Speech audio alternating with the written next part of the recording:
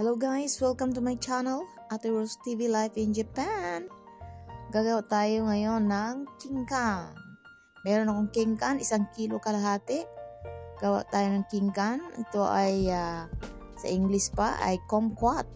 Kumquat ang tawag nito sa English guys. So ito, bali 1 kilo kalahati ito guys. At saka ang asukal din ay 1 kilo at saka kalahati. Ilagay ko lang sa description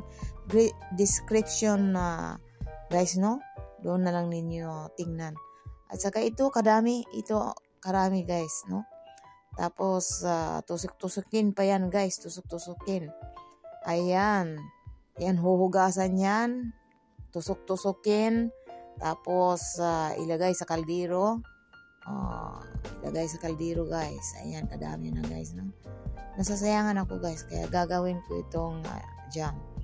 Ito guys, parang limonsito siya na parang orange na maliliit. Ito, hugas na ito. Tapos na ito nahugasan. Tapos ilalagay na lang natin sa kaldero guys, no?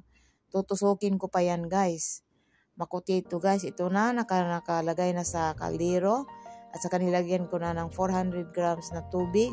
At saka asukal guys na 1 kilo kalahati. At hanggang matunaw itong guys, no? Pabukalan na natin ito, pakuluan, at saka hanggang matunaw itong asukal niya, maging golden brown na siya, sticky at saka golden brown, no? Ito na, luto na siya guys. At ito na, masarap na ito guys, kakainin. Gamot ito sa ubo guys. At saka thank you for watching. Please like, share, and subscribe to my channel, Ate Rose TV Life in Japan. Bye-bye!